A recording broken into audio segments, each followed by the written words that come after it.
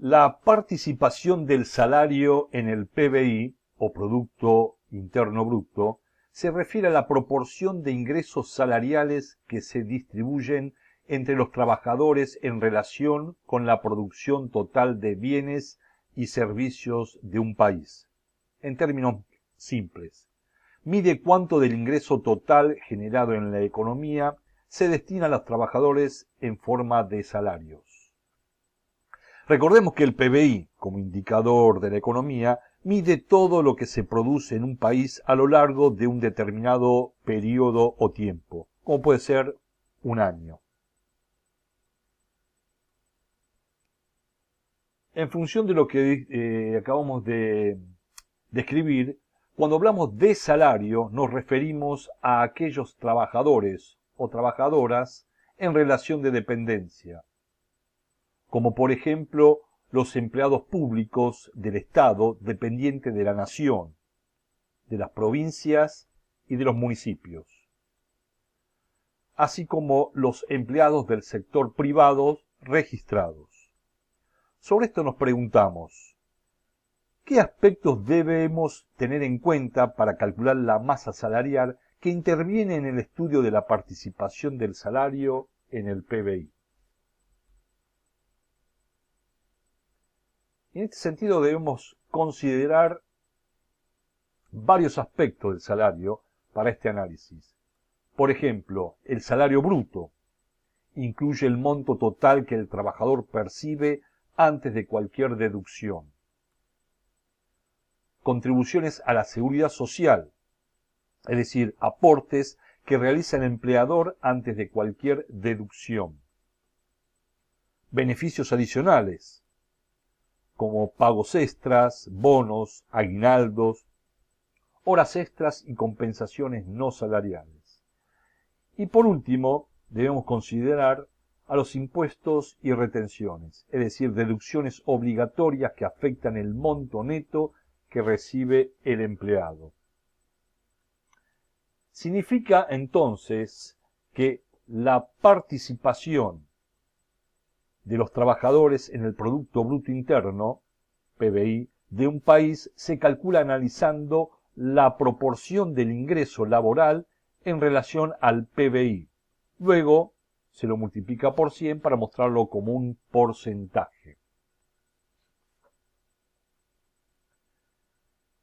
De lo dicho, veamos la evolución de esta participación entre los años 1935 y 2023.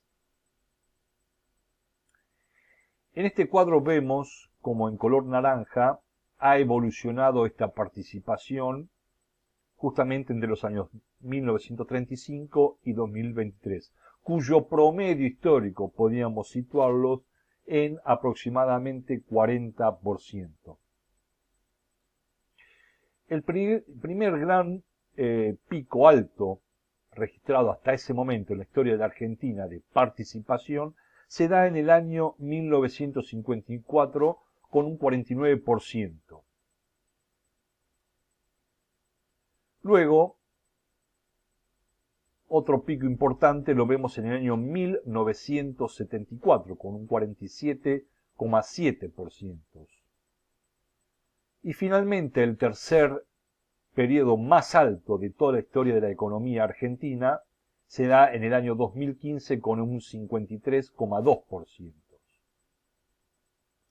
En contraposición a todo esto, nos encontramos con el año 1977, con uno de los pisos más bajos, si no es el más bajo, registrado hasta ese momento en la historia de la Argentina, con un 28,5%.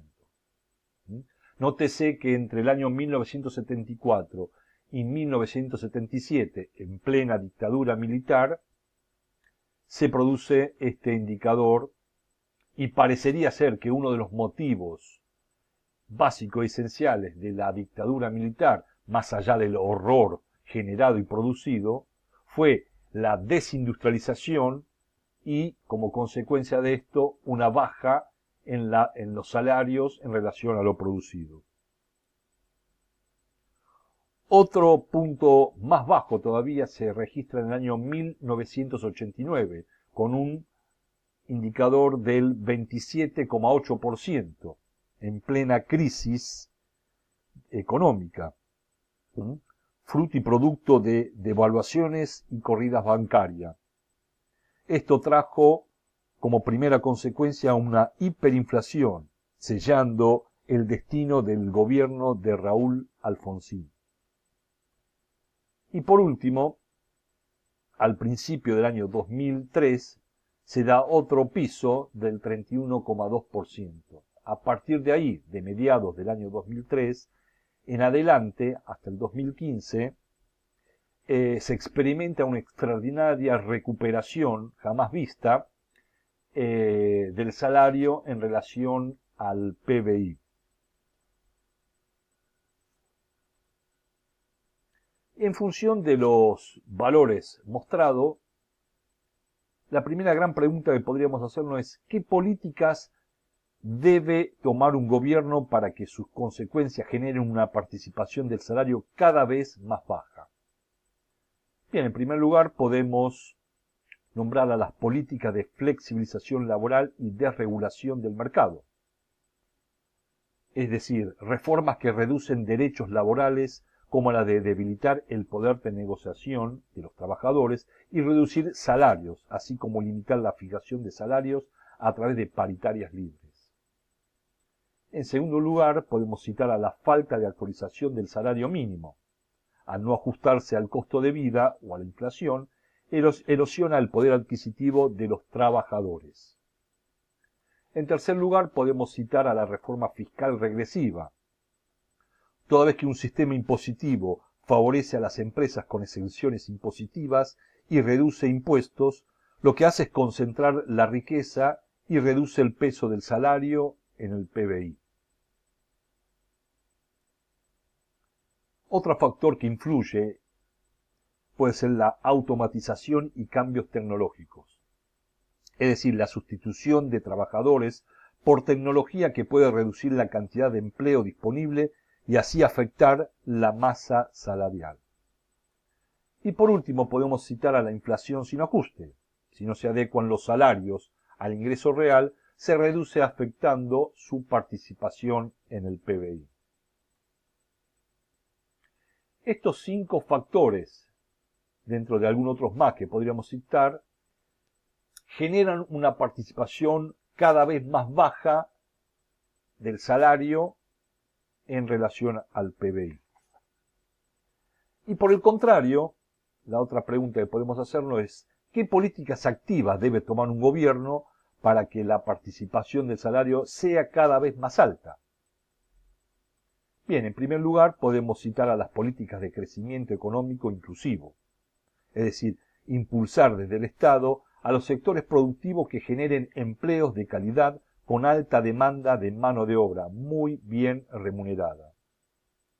En segundo lugar, al fortalecimiento de las negociaciones colectivas, es decir, apoyar y fortalecer sindicatos y mecanismos de negociación salarial para mejorar la distribución de los ingresos entre los trabajadores. En tercer lugar, podemos citar al aumento del salario mínimo, es decir, establecer aumentos progresivos del salario mínimo vital y móvil para garantizar que los trabajadores reciban una remuneración digna. En cuarto lugar, encontramos a la reducción de la informalidad laboral. Por estos tiempos, en la Argentina ronda aproximadamente en un 40%, un porcentaje muy alto. En quinto lugar, a la reforma fiscal progresiva, cuando asegura una mejor redistribución de la riqueza. Y por último podemos mencionar a la regulación del mercado laboral, para evitar la precarización laboral.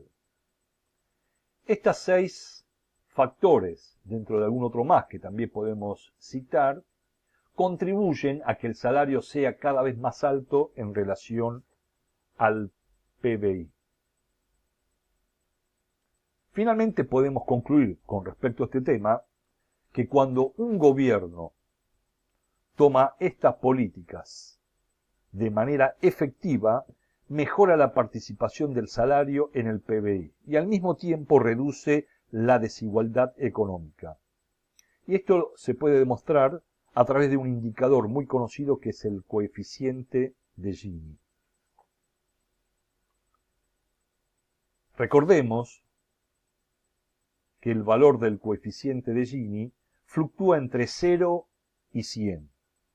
Es decir, cuanto más cerca del 0 nos encontremos, se tratará de una sociedad perfectamente igual, mientras que si nos acercamos al 100, estaremos en una sociedad perfectamente desigual. Veamos cómo ha evolucionado el coeficiente de Gini entre los años 1974 y 2024. Comencemos por el año 1974 con un coeficiente de Gini de 34,8. Ya para 1989 salta a 52,3 y ya en plena crisis económica del año 2002 pasó a 53 puntos. Recordemos que cuanto más cerca del 100, más nos encontramos en una sociedad desigual y por el contrario, cuanto más se acerca al 0, a una sociedad más igualitaria. Esto se demuestra a través de una línea de tendencia entre el año 1974 y el 2002, cómo fue creciendo esta tendencia con respecto al indicador coeficiente de Gini. Y ya para el 2015, luego de políticas activas como la que mencionamos anteriormente, se llega a un valor del 41,5. La línea de tendencia también nos marca a la clara este factor.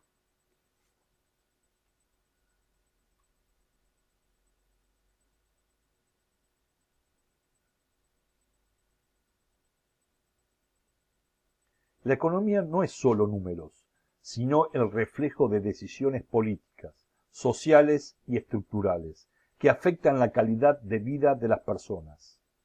La participación del salario en el PBI, el coeficiente de Gini y las políticas económicas activas, como mencionamos, están interconectadas, formando un entramado que define cuán equitativa es una sociedad.